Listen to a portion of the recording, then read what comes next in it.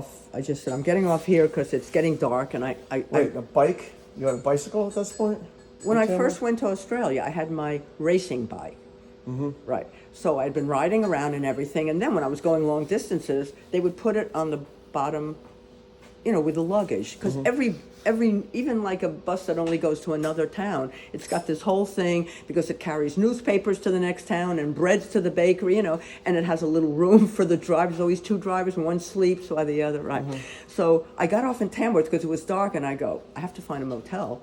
And I get off, and I remember walking into I saw this like 5-story building, which is amazing in Australia. Tamworth doesn't have like 5 stories, like normally, but it was a motel. And I went in and I said, how much are your rooms? And she said $60 an hour. In those days, that was, back when, that was a lot. So I said, I had the money. And also I didn't want to get to Sydney. This was the end of my trip. And I wanted to get to Sydney like 3 days before my ticket said you're leaving, because I was going to look up that guy that I traveled with in Africa, who I had spoken to on the phone when we lived in Caldwell. I once called him up when you were sleeping upstairs, and I came home from my shift, and like 2 a.m, I said, I'm going to try to find George. Didn't you remember that story? And even Bruce, we were married, and I said, I wonder what happened to George. And I said, he said, there's telephone books in Newark. You could go to the big post office and so I said, yeah. And he offered to do it, Bruce. I was very touched. He was just, a really good friend. And we had traveled in a car, like help pay the petrol. So he answered the ad in the little Volkswagen, and the English guy, he was English too, from Birmingham, and the guy who owned the car from Wolverhampton, Peter, he was such a proper little Englishman, but George was hysterical, and he'd been traveling around Africa. And Peter had come to Africa to take a job in Johannesburg, right? And so I think George was heading there too, because he had a job waiting for him. So we were up, I had just gotten out of the hospital after getting hepatitis. Yes, hepatitis. Well, you had, that's right. That's why I was supposed to know what you had. Right, that would have been good. Yeah, but you didn't have the same things as I did. I said, what color is your poop? Similar. And you said, it's sort of I light had brown. every single symptom except white poop. Mine were white. Only I couldn't even see them. All right, listen, if anybody's peeing iced tea, it's probably hepatitis. I was peeing red. All right, wonderful. But nice. It's breakfast for Jill. We're trying not to. I didn't even know what color it is until I was in the hospital, because I was staying at like Indian hotels. We are 2 tangents off the initial story. No, so you pee into holes. You pee into holes. You don't even know what you look Okay, listen. like. All right, so you were talking about George, because I guess this somehow gets back to Tamworth. Oh, so this. Right, how did that get back? I don't know. Oh, right, because I wanted to go to South Africa to see my pen pal, right? And somebody said, when you're up in Johannesburg, go to the RAA, which is like the AAA here, the Royal Automobile Association. And there's like, people say like, I'm riding, I need some, so I did. I happened to be up in Johannesburg. I guess I took a bus up there. I wanted to go to like a park, see the lions or something. It was outside Johannesburg. So I answered this ad, and this guy said, okay. And he said, where are you? And I said, I'm in Mombasa. I had just gotten out of the hospital like a few weeks before. And he said, okay, I'll pick you up there. And then meanwhile, in the middle, the guy attacked me on the beach, and I had the court case. Oh, you don't know that story? Mom, it was a while ago. Oh my gosh, Teddy loved that story. I know. You might have told this to me 40 years ago. I don't really remember it. So anyway, I answered the ad, and they picked me up in Mombasa, which is south, and we drove through, and I looked to see, I said, I think it was Tanganyika then. And then they made it Tanzania, Zanzibar, and I looked it up, and it was 2 months before we left in his car. They changed it. But everybody just called it Tanganyika. So we went through Tanganyika, Northern Rhodesia, Southern Rhodesia. They're not called that anymore, of course. And I remember I got to the border of South Africa, and I found out that West Africa. Oh no, what's it called? It's called, those countries are called something. One's Zaire is Northern Rhodesia is Zaire, yeah. And the southern one, because that's where one of Prince Harry's girlfriends that he almost married, her father was like a big shot there or something. owned a big property. All right, we'll look it up. Yeah. Don't worry. And I remember I got to the border, and I was the only one who needed a visa to get into South Africa because I'm not British. You know, they were sort of not part. Right. Are they No, part it of the still is Commonwealth? considered, Still I know. is, yeah. So they waited. I remember, you know, one of the border guys playing ping pong with me. They're very nice because you have to have one. But we'll, you know, just wait and we'll call. And then I got one, and we drove to Johannesburg, and they were living there, and George had a friend who he was going to share an apartment for, and he said, listen, if you don't mind sleeping on the couch, you could stay with us. And that was great. I hated you. It's just such a huge city, you know, like skyscrapers. I wasn't used to it. Like for 6 months I'd been out in, you know, nowhere, and so it's like, so I did, and then I'll never forget, I said I want to leave and see the rest of South Africa and surprise my pen pal of, you know, 7 years before, who I did, and he was very surprised, and his family was like delighted. They all knew about me because he said, oh, I used to read your letters. You know, they all know, oh, you have a twin sister, and right. But he had a girlfriend. She was not nice to me. Even though I didn't stay, it was so funny. It was so obvious there was nothing. Like I just met him, and I didn't have a crush on him or anything. So Douglas Bangay, I still remember his name. So So then I said, oh, I want to, you know, leave because, you know, I want to. How did you get? Is this through Syracuse, like the Bronx? Like where did you get this pen pal from? Was it school? I was in high school in Syracuse, Yeah, and it was a big Syracuse. thing, you know. Right. So I had him. I had Sakashi Yoshihashi, that's his name, a Japanese guy, and they send pictures, and they're in their uniforms, you know, Traditional those clothes, uniforms. yeah. But Douglas Bangay, he was in his Fencing? What's that sport they play that looks like baseball? Cricket. Yeah. So he was in his white cricket pants. He had blonde hair. And then I had a girl, a Japanese, in her uniform, different part of Japan, Katsui Ejima.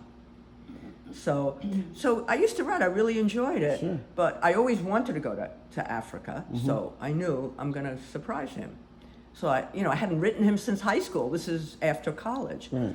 And probably I don't even know that I wrote him when I was a senior. Like when we were freshmen in high school, they said, have a pen pal. In Australia, they call them pen friends. So funny, pen friends. So I'll never forget, I'd been in Johannesburg for a couple of weeks, and it was so much fun staying with him. That's where I learned to eat raw meat, because we were in a restaurant and somebody was having that, you know, but they put spices in it and everything. And I look and I go, oh, people eat raw hamburger meat, you know, crazy. And they were doing it at the table. It wasn't a fancy place, but they were doing it at the table. And then when I came home and got married and said, oh, you know, hamburger meat is good, I still do. If I want to make sauce, I'll buy like 2 pounds, and as I'm eating it, but I don't get the really cheap. I get not the no-fat one, because that makes shitty sauce, the in-between one. Yeah. So he walked, you know, we took a bus to the outskirts, and then I hitchhiked to the outskirts of Johannesburg, and he presented me with a book, and I don't know if I still have it because it was falling apart. I had it in a bag. The 7 Pillars of Wisdom, you know, the Lawrence of Arabia diaries. It's the most amazing book, you know, and, you know, because that's probably my all-time, other than Jean de Florette, you know, is Lawrence of Arabia. I could watch that I have the director's cut one. Oh, I'll watch that too. Oh, it's the greatest movie, even though it was filmed in Morocco. But you know, then I started reading all, because he was a writer, and I started reading his books, and it's amazing because who played him? Lawrence. He's famous. I mean, he's dead, but Yeah. he looked just like him. Only Lawrence was a little like a stronger jaw. But you know, honestly, that's the first movie I just got chills at. It's just incredible. And Omar Sharif, when he, oh my God, that scene where he comes out in his black robe, Omar Sharif. All right, we're gonna watch it tonight. Yeah, we're gonna watch it. That is. So I It's saw. like watching Gone with the Wind with Arlene Ricca. This is similar. Seriously. You know where I saw Lawrence of Arabia first? You know the original, Movie theater. and then they came out because they redid the color and they made it better. You know, they put in scenes that I saw in San Francisco, and it was amazing on a big screen. But the first time I was in Madagascar, and it was dubbed into French, so it was like Laurence, you know. But I remember watching it in Madagascar. Yeah, so I went, you know, left Johannesburg, and I hitchhiked down the coast, and I got to Pietermaritzburg, which is in Natal. That's the state where, what's the famous, I always want to say Durban. you know, that's the main city, like Johannesburg is the main one in the Orange Free State. And I stayed with a girl who she and her husband I met in a youth hostel in Cairo. And I was in Cairo for a month, and she was there a long time too. And she was British background, Diane Hayes. She came to our house in Caldwell with her, because her husband got a job for Lever Brothers, as she called it, Lever Brothers. And she came with her 9-year-old kid, and no, he was 7, but you were older, so. But we were living there, so whatever age you were when we were living there, so you were almost his age. And I remember, it's just like all British kids, they have a vocabulary that sounds like a 30-year-old person, even though, you know, they just speak, you know, they have a much better vocabulary. So when I met her, she's British background. You know how you have Afrikaner background or British background. She was British background, and she was with a guy named Gustav Preller, who was Afrikaner, very handsome. She was tall and beautiful too. And we kept writing, you know, and then I married, you know, Bruce and everything, and we always kept writing, and their 2 or 3 year relationship ended. And it's sort of like Jewish, you know, you marry somebody who's Catholic and the parents, you know, so it often doesn't work. And the Afrikaners, their accent is the most horrible accent, and they are the way their accent is. They're very, you know, sort of arrogant. They really are. I mean, the ones I met. Well, not anymore. Not anymore. Not so much anymore. Yeah, and that's right. And because Gustav Preller was nice, but I could see why Diana, actually she was Diana Hayes, she broke up with him. He just like always sort of ordering her around, and she was a very confident, beautiful woman. So I met her there, and I said, I'm going to South Africa. She said, I live in Durban. And she said, you know, we'll get on a ship together. So we go to Suez to get on a ship that has to go through the town of Suez. Is the beginning of the Suez Canal.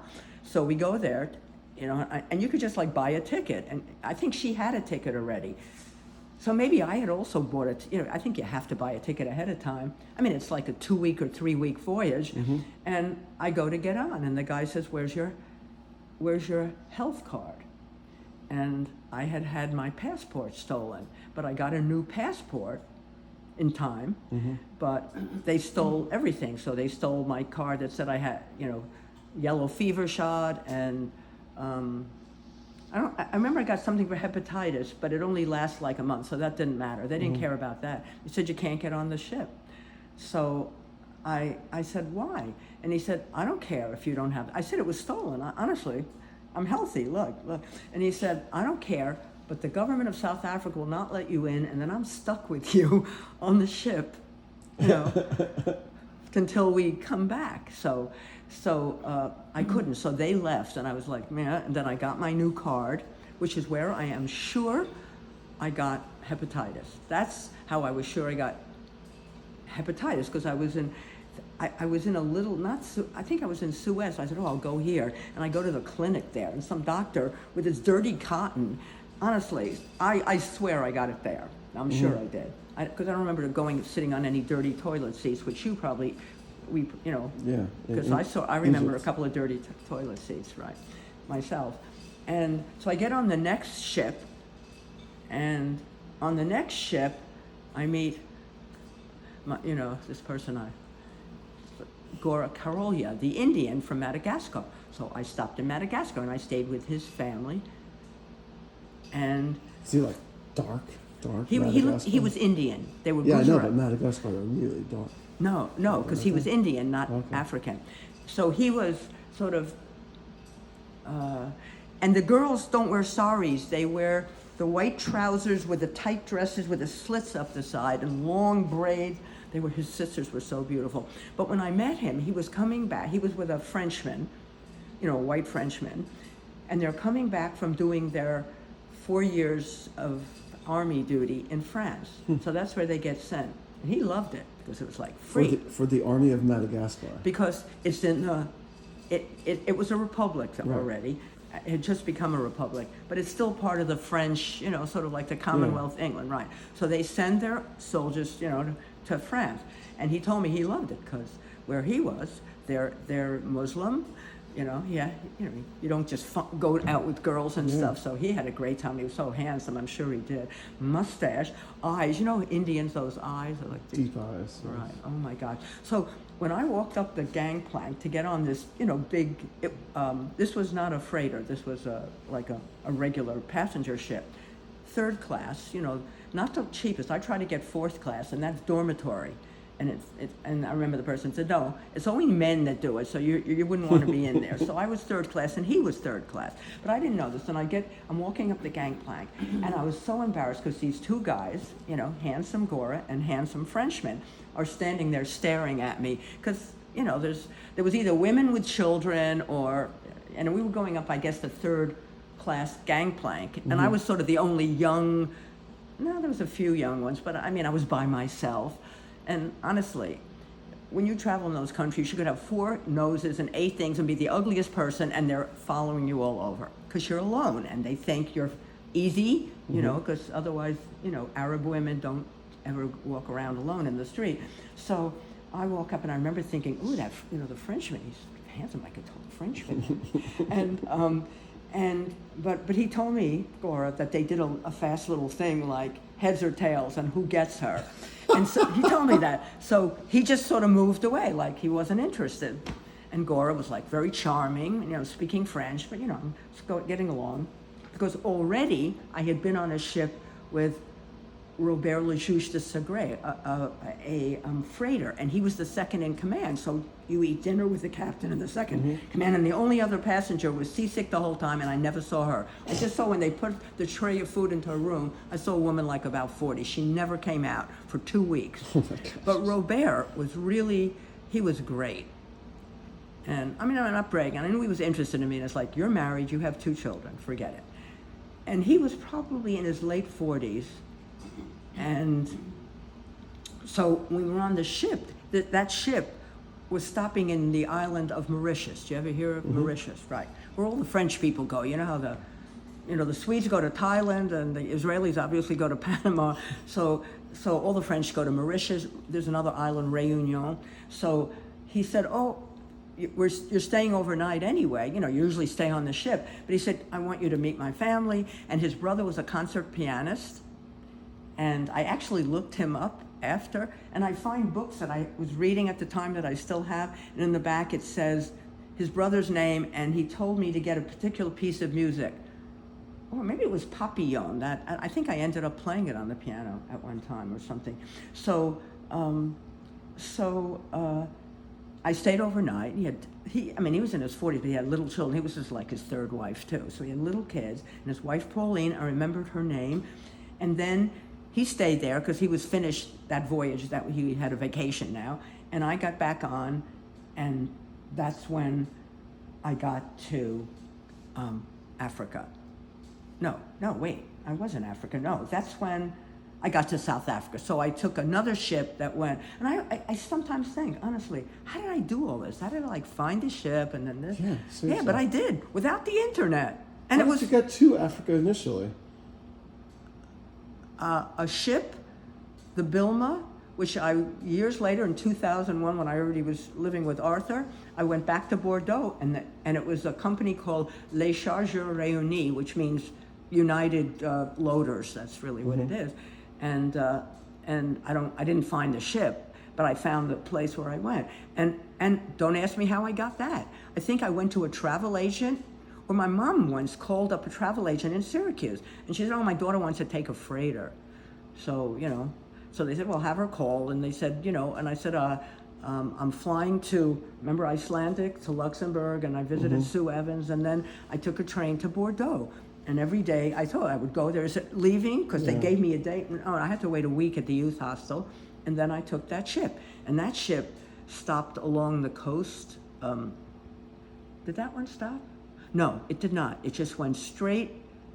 That car was probably the first ship, and that ship had one other passenger only, Pierre, a Frenchman who was going, he was probably in his late 20s, and I was, 21, and he was going to a West African country to study trees. I always remember that. And so I have pictures of him, and the two of us, we were just, he was helping. My French was horrible then. Right. But then when I was on the thing with Robert le Juge de Segre, so that means the judge of Segre. So, you know, to have a name like that. And his brother, the pianist, like a concert pianist, was Michel le Juge de Segre. So, I won't go on that tangent because I just found something on the internet about them. I knew Robert was probably dead because I'm 79 and I was 21 and he was 46 or something. Yeah. And he was. But it's like one of these things you can find French people. And so this guy wrote back. I just hit his website because I thought, I wonder if, you know, if there's Robert. And when I hit it, it showed his whole family. There's Pauline and, you know, and I was like so excited. So I emailed in French. It was so much fun because I have my French, you know, screen and I could get all the French accents. And I emailed him and I said, oh my God, I was in Africa, you know, blah, and I met Robert le Juge de Segre on a ship and I met Pauline. Robert and I know he's dead, but could you, and we used to write afterwards too. And then I married, you know, Bruce. I always want to say your father or Bruce. It's not like I forgot his name. And Just have to have a dog named after him, yeah, but not so him. it's- It's just a rock star, not him. So we were writing, and I remember saying, I had a baby, that was you know, and we wrote. And he had left, I think they were living, right, in Mauritius. So he had moved to, oh my gosh, he lived in that country, Windhoek. You know what Windhoek is, the capital? Southwest Africa, where Brad Pitt and, you know, what's her name, had her first baby. Yeah. Right, so he was there. Then he moved to one of the big ports, like Port Elizabeth or something in South Africa. And we wrote, you know, but I wanted to know like what happened to him. And he ended up, he said he died. He told me when he died, 2000, not that, you know, he lived a long time, 2008 or something like that, in Mauritius. So he was home where he loved it. And then I said, like, you know, how do you know? He said, my wife was like his third cousin. She never really met him, but she knows who he is, and they love this whole, you know, background stuff. But that was exciting. It was like. So you know how this started? I said, how did, like, you first went to Menindee, and then you started talking about Tamworth. Right. Yeah, because I was wondering how you started the whole bush nurse thing. Because I know, like, when you were at Broken Hill, what that was like. But I didn't so understand this the is whole how it Menindee was. to Broken Okay, Hill so we go thing. back to Tamworth. So they sponsored me, and I found The them because Tamworth Hospital? yeah, because remember when I said there was that hotel, expensive hotel, and I said, you know, $60, like it's Yeah. too much. And she said, down the road, and I remember walking my bike because it was pouring, and it was like, you know, it's traffic in Tamworth, and the lights were blinding me. And she said, down the road, there's a motel. She said, it'll be cheap. It was like $30 a night. So I go to the motel. I'm the only one at the motel, and I have to like ring a bell because, you know, they close at a certain hour. And I ring the bell, and this very nice man comes out with his wife, and she gives me a room, and it rained for 4 days straight. So there was no way. I thought I would ride back to Sydney, but thank God I didn't. I took now that I knew they could put it underneath the thing, it's like, I want some time in Sydney. Because George had moved to Australia from, Yes. yeah. George from Africa. Remember, I called him Yeah. in the middle of the night from Caldwell, and I actually talked to him. He was so shocked. Do you know who this is, George? And he said, so, you know what he said? He said, I thought, you know, he's traveled all over the world. So he said, I thought it was just somebody. I heard your American accent. And I went, George, it's Madeleine. And there was this like a long silence. And he went like, he didn't say holy shit, but he didn't swear, but something like that. And then I was just moving to San Francisco. He said, I have to take my daughter to ballet class. He didn't live in Sydney, he lived Camden. Right, so you have to take my daughter to ballet class. He said, but, you know, I'll call you back. I said, okay, but do it before 2 weeks because I'm moving. And I never heard from him. And when I found him in his address, that was a crazy thing too. He said, my kids, you know how, you know, he had 4 daughters, and he was already by now like in his 60s, 70s, so he had little young kids too. And you know, he said, you know, your refrigerator, you have all these like letters and they make notes, and there's 10 million things there. Somebody tossed that. It was just your number, and somebody tossed it. So you know how I found? Oh, right. So I have to do that other tangent that I'm married. Oh, and so George and I also wrote all the time throughout Africa. I was always writing him in Johannesburg. And then I get back home and I write him and I say, I'm getting married, the whole pregnancy and everything. Never hear from George again. So I remember I was really hurt. I mean, I knew he liked me, but we were just such good friends because when when we would stop on the way down, and Peter would go into a hotel if we were in a town. Peter the French guy? No, Peter from Wolverhampton, who owned the Volkswagen bus the little bug that we drove. So I sat in the back, and those two sat in the front. I had like my luggage, my bag with me, and he sat in the front, but it was very cramped. Sure. But so most of the time, you'd end up in the middle of the African bush, like in Tanganyika, and there'd be one called hotel. It looked like a big house, with a porch and everything. So you'd stay there. Other places, it was, there was more people, more civilized, and then it was, regular hotel. So George was saving money, even though he was going for a job, I wasn't. So we would sleep. He would sleep in the front. Imagine of a bug. I would sleep in the back. God. We would talk all night, but we could use the bathroom. We just went in the hotel and used their toilets, And Peter would get a room. Right. So I knew him, he was the funniest guy. He could be one of those English comics. He would do imitations of how he said, when people ask me, sometimes, people come up to you, tourists, and they ask you, like in Africa, you see a white person, and they ask you, where such and such is. He would put on like an Indian accent. He was incredible. And do the whole broken English thing. He was so funny. And he was keeping a diary of his travels around. And we stopped at Victoria Falls. We were in there, so the falls, which I thought were more amazing than Niagara Falls in a way. They're not as Taller. Because you're in the bush. It's much taller too. Yeah, they're taller, but they're not as, you don't get all not so much water stuff coming up. So, so he was keeping a diary, and he said, "You're going to be in the diary. I'm going to write a book afterwards, and all my travels, and you're, in my book." So I don't know I think he did. No, because I asked him when I finally saw him. So we were writing, and then he stopped, and so Bruce said, of course he stopped. He obviously liked you, and now you're telling him you're married and you have a baby already. That's it.